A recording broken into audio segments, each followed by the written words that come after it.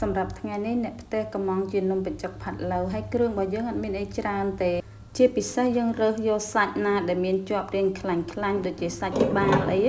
អាហ្នឹងធ្វើមកស្អិតឆ្ងាញ់មែនតើហ្មងហើយថ្ងៃនេះខ្ញុំទិញបានណាកន្លែងសាច់ក្បាលហ្នឹងសម្រាប់សាច់វិញយើងអាចជ្រើសរើសបានតាមការចូលចិត្តយើងរៀងខ្លួនអញ្ចឹង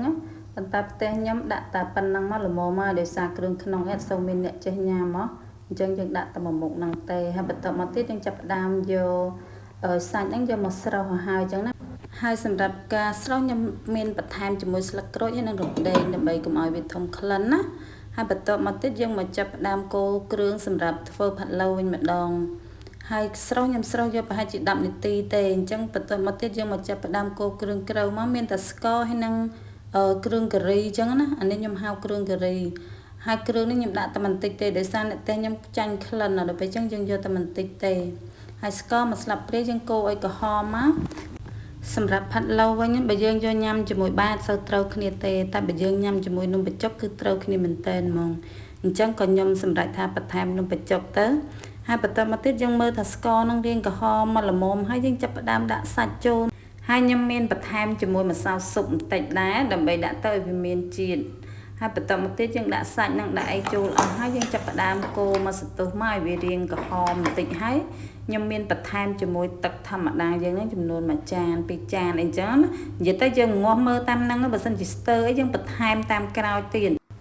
ហើយបន្ទាប់មកខ្ញុំកូរត្រឡប់ជាមួយនឹងស្ករហ្នឹងឲ្យវាចូលជាតិចូលគ្រឿងគ្នាល្អបន្តិចណាបន្ទាប់មកបើយើងចាប់ផ្ដើមបន្ថែមទឹក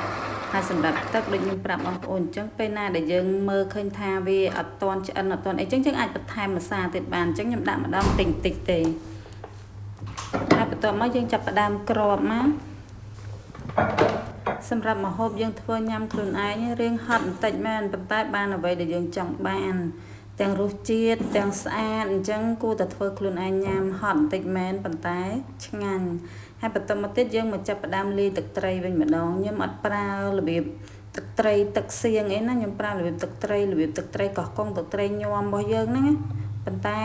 អ្នកខ្លះគាត់អត់ប្រើរបៀបអញ្ចឹងទេប៉ុន្តែខ្ញុំញ៉ាំរបៀបអញ្ចឹងហ្មងទៅដោយសារអ្នកតែខ្ញុំអត់ចូលចិត្តរបៀបទឹកសៀងទឹកអីអញ្ចឹងប៉ុន្តែធ្វើអញ្ចឹងក៏ឆ្ងាញ់មួយយ៉ាងដែរហើយយើងមានគ្រឿងមានអីហ្នឹងដាក់ចូលគ្នាអស់មកប៊ីចេងស្ករខ្ទឹមសខ្ទឹមក្រហមច្រាមរួចហ្នឹងហើយខ្ញុំមានបន្ថែមជាមួយស្ករក្រហមបន្តិចដែរដើម្បីឲ្យរសជាតិវាដិតអញ្ចឹងទឹកត្រីមួយមុខនេះយើងធ្វើរសជាតិរៀងដិតមិនឆ្ងាញ់សម្រាប់ស្រូបពីលើហើយខាងបន្លែវិញខ្ញុំមានជីមានតសក់ហើយនឹងសណ្ដែកអញ្ចឹងបងប្អូនចង់បន្ថែមអីទៀតក៏បានដែរប៉ុន្តែទៅមានតែ3មុខហ្នឹងគឺរួចហើយដោយសារខ្ញុំដើរញ៉ាំគេភាគច្រើនបន្លែអត់សូវមានអីដូចយើងនំបញ្ចុកទឹកទេអញ្ចឹងហើយឥឡូវនេះផាត់ឡូវយើងបានឆ្អិនហើយយើងចាប់ផ្ដើមរៀបដាក់ចានទុកឲ្យត្រជាក់មកយើងហាន់មករួចជាការស្រេចហើយហាន់តាមបងប្អូនចូលចិត្តធំតូចអីយើងហាន់តាមហ្នឹងទៅប៉ុន្តែយកល្អមកល្មមញ៉ាំទៅស្ដើងមកល្មមណាហើយបន្លែបើយើងបានរៀបចំរួចយើងរៀបចំដាក់ក្នុងចានណានិយាយទៅធ្វើឲ្យគឺឆ្ងាញ់មែនតើហ្មងណាអញ្ចឹងបងប្អូនក៏អាចសាកធ្វើញ៉ាំបានដែរហើយសម្រាប់ទឹកត្រីវិញណា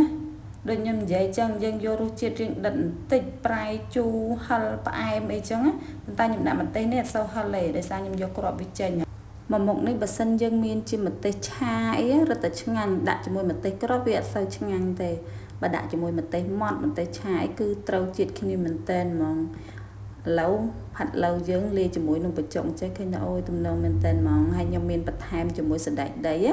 សម្រាប់សណ្ដែកដីខ្ញុំមកដាក់ក្នុងទឹកហ្នឹងឯងដោយសារកុំឲ្យវារីកហើយបងកុំភ្លេចសាកធ្វើញ៉ាំទាំងអស់គ្នា